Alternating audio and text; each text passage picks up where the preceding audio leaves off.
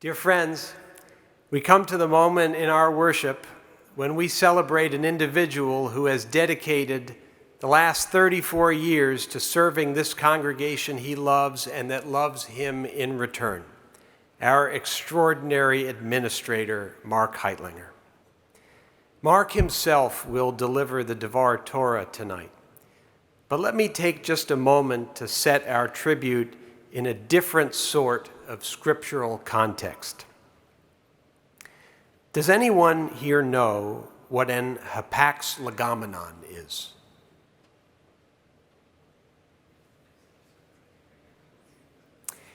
An hapax legomenon is a biblical term of which only one instance is recorded, something fully, utterly unique. In Hebrew commentary, hapax legomena are described by the words ein lo ach, ein lo chaver, ein lo rea b'mikra. It has no brother, no friend, no comrade in the Bible. Saadia Gaon said there were 70. Tonight, we honor one. Though not nearly of biblical antiquity,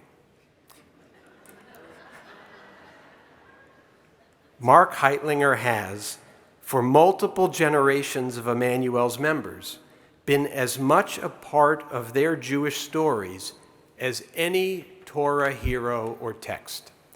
He has devoted himself to the service of our people, and he is indeed one of a kind.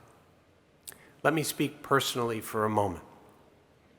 When I was ordained 26 years ago, it was Mark who lined my class up, which included Rabbi Sarah Reines, at the back of this sanctuary and sent us on our way down the aisle toward the bima and into the rabbinate. Then, during my first years at Central Synagogue, after the devastating fire there, when Emanu-El graciously invited Central to use its facility, Mark was always the one to greet me at the door. "Let me know if there is anything you need," he would say. How many thousands of times has Mark uttered those same words, and to how many thousands of people? Let me know if there is anything you need. Certainly, no one knows the history of our congregation or the corridors and back rooms of this magnificent campus better than Mark. The wonderful video created under the direction of the mother of the bride, Kim Hartman, and you've seen just a few clips, is evidence of that knowledge. But though Mark's attention to such detail is legendary, his eye so sharp, it is his heart that defines him. Let me know if there is anything you need. His deepest concern has always been for the well-being of each member of this temple. I don't need to tell you because so many of you have experienced it. So often his was the first voice you heard when you called us at life's most painful moments, and he comforted you. And when you reached out to plan a celebration, he shared your joy. He has stood at the back of the sanctuary through it all, accompanying mourner, bride, and groom alike. To my own family, all 3 generations, Mark has been absolutely embracing. And to our staff, present and past, so many of whom are here tonight, for all love him, he has been a true and faithful friend. And the festive oneg downstairs is their gift to him. Upon my return to Temple Emanu-El 10 years ago, Mark became an invaluable support and source of counsel. His approval of an idea mattered so much to me because it meant that idea was in keeping with the legacy of leadership Emanu-El always represented. Mark, I'm aware that some of those ideas made your job considerably more challenging. But I hope you know all that goes on here, morning and night, 7 days a week, all of it is so much better because of you.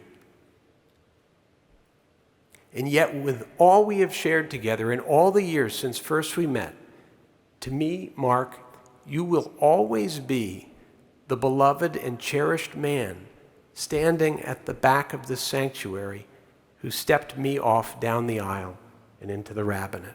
And for that, and for so much more, I will be forever grateful. Our senior Rabbi Emeritus, Dr. Ronald Sobel, wanted to be here tonight. He couldn't be. But he asked if I would read this letter, which I do with great happiness. Dear Mark, I appreciate the courtesy extended by Rabbi Davidson with his invitation for me to speak at this service of Sabbath worship during which you were being honored.